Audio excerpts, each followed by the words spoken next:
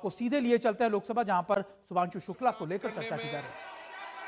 सार्थक इस महत्वपूर्ण विषय पर अपने रचनात्मक विचार रखें, जिससे भारत के वैज्ञानिक समुदाय और युवा प्रतिभाओं में भारत की संसद से एक मजबूत संदेश जा सके। मुझे आशा है सभी दल के नेता, सभी दल के माननीय सदस्य इस राष्ट्रीय महत्व के विषय पर अपने विचार व्यक्त रखेंगे, ताकि हम हमारे देश के युवा वैज्ञानिक युवाओं को संसद के माध्यम से नई दिशा जाए, सामूहिकता का एक संदेश जाए। मैं माननीय सदस्यों से आग्रह करूंगा कि ये महत्वपूर्ण विषय है, ये भारत की वैज्ञानिक उपलब्धि, अंतरिक्ष का महत्वपूर्ण विषय है। आप अपनी अपनी सीट पर जाकर बैठें। मैं सबको इस विषय पर पर्याप्त अवसर, पर्याप्त समय दूंगा। माननीय सदस्य, इससे एक सकारात्मक संदेश जाएगा, देश में जाएगा, दुनिया में जाएगा कि भारत ने अंतरिक्ष विज्ञान में कितनी श्रेष्ठता हासिल की है, कितनी बड़ी उपलब्धि है भारत के लिए। ये उपलब्धि का क्षण हमें गौरव गान करने का क्षण है। और विशेष रूप से जब कैप्टन ग्रुप शुभांशु शुक्ला भारत आए तो माननीय जितेंद्र सिंह जी,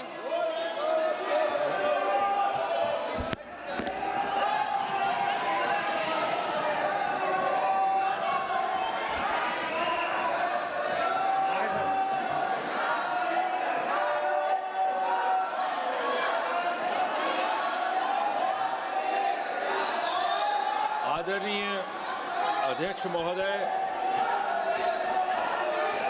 मुझे ये देखकर और ये कहते हुए सदस्यगण, आप सब लोग पीड़ा महसूस हो रही है। बैठिए कि ऐसे आप वक्त सब में लोग आसन पे जाकर बैठिए प्लीज।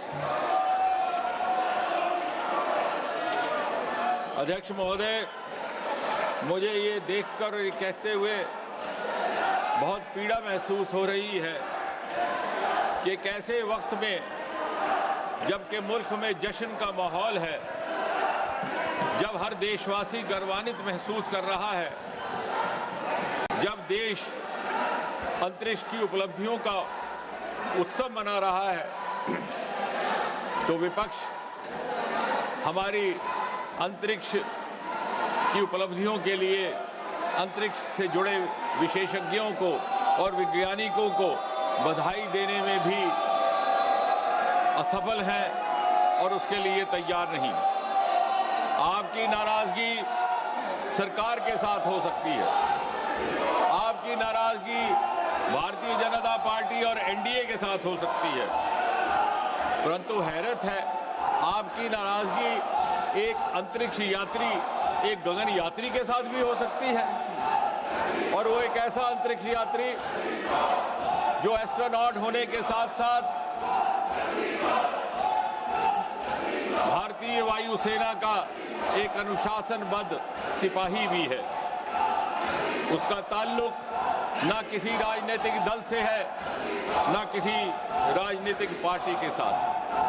आपको बार बार संसदीय मंत्री जी की ओर से अपील की गई, स्पीकर अध्यक्ष जी की ओर से अपील की गई, लेकिन ये अजीब मंजर है अध्यक्ष जी, आप धरती से भी नाराज हैं, आप आकाश से भी नाराज हैं और आज आप अंतरिक्ष से भी नाराज दिखते हैं।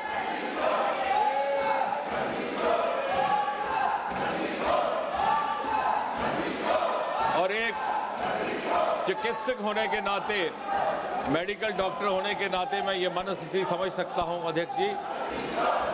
ये नाराजगी उस समय वाक़या होती है जब आदमी हताश होकर जाता है, जब आदमी निराशा से बेहाल हो जाता है, तो वो दर हकीकत नाराजगी किसी और से नहीं होती, नाराजगी अपने आप से होती है। आज जो विपक्ष जिस तरह का प्रदर्शन कर रहा है, ये उनकी अपने प्रति नाराजगी का इजहार है, क्योंकि वो हर अपने मंसूबे में विफल हैं, उनकी कोई बात नहीं बन पा रही।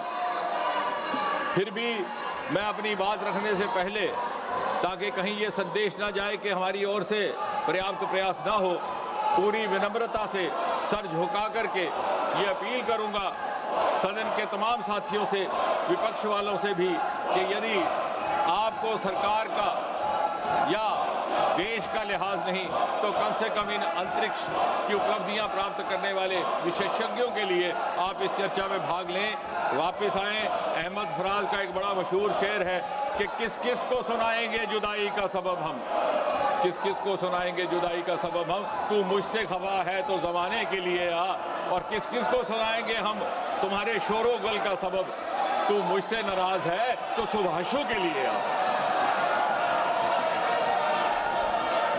बहरहाल दुनिया किसी के रोकने से नहीं रुकती, बहारें फिर भी आती हैं, बहारें फिर भी आएंगी। विकसित भारत की ये तेज रफ्तार यात्रा यूं ही चलती रहेगी, इसको कोई रोक नहीं सकता। और प्रधानमंत्री मोदी जी के दृढ़ निश्चय और दृढ़ संकल्प को कोई हिला नहीं सकता। Nobody can shaken the courage and courage of conviction of Prime Minister Modi.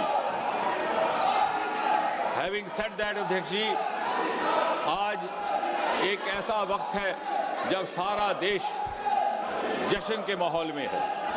हर माँ अपने बच्चे के लिए दुआ करती है कि वो बड़ा होकर के शुभांशु शुक्ला बने, और हर बच्चा ये ख्वाब देख रहा है कि मैं भी बड़ा होकर शुभांशु शुक्ला बनूं। आज दुनिया ने भारत की क्षमताओं के आगे सर झुकाया है।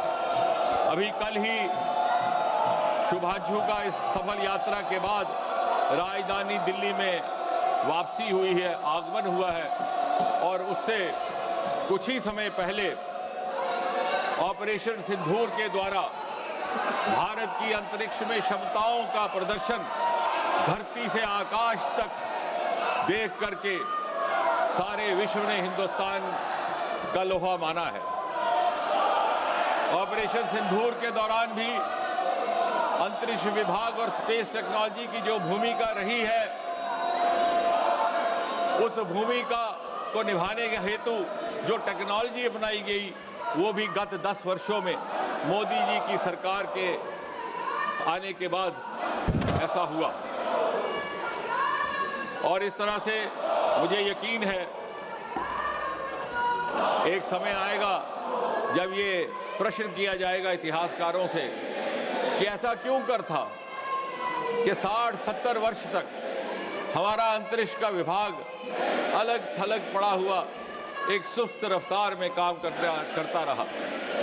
और जब उस प्रश्न का उत्तर ढूंढा जाएगा तो ये समझ में आएगा कि 26 मई 2014 में जिस दिन मोदी जी ने प्रधानमंत्री के रूप में पदभार संभाला था, एक नए अध्याय का आरंभ हुआ और अंतरिक्ष की इस यात्रा ने गति भी पकड़ी, बल भी पकड़ा, उसको ताकत भी मिली।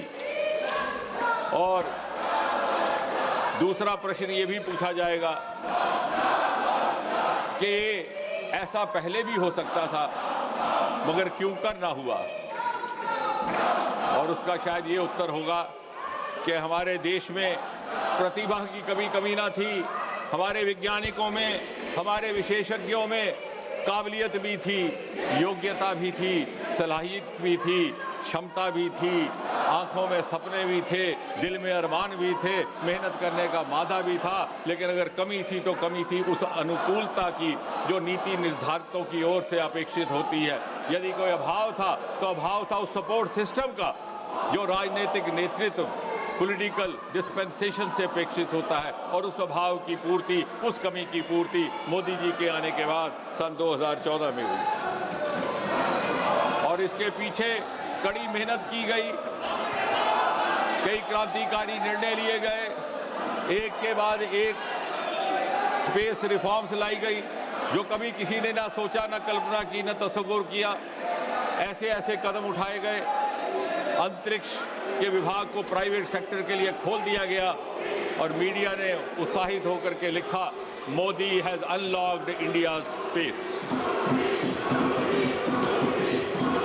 और ये काम केवल ये सरकार कर सकती है। केवल एक ऐसे प्रधानमंत्री who has the courage of conviction to break the taboos of the past and to take path-breaking decisions and to take out-of-box decisions.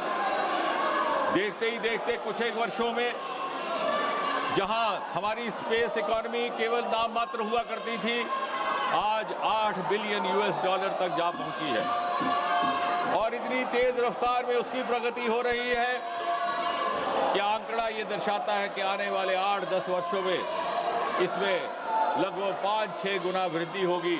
हम $45 बिलियन तक पहुंच करके देश की अर्थव्यवस्था में एक प्रमुख भूमिका निभाने के लिए तैयार होंगे। देश को चौथी दर्जे से पहले दर्जे की इकोनॉमी बनाने में एक स्पेस की एक प्रमुख भूमिका रहेगी। जहां कुछ वर्ष पहले तक किसी को यह अंदाजा ना था कि स्पेस में भी स्टार्टअप हो सकते हैं, आज वहां 300 से अधिक स्टार्टअप है और उनमें से बहुत सारे विश्व स्तरीय वर्ल्ड क्लास। आपको ये जान करके दिलचस्पी होगी कि इसरो की विधिवत औपचारिक स्थापना सन 1969 में हुई थी और ये वो साल था जब अमेरिका ने चांद की धरती पर पहला मानव उतारा था और हमारा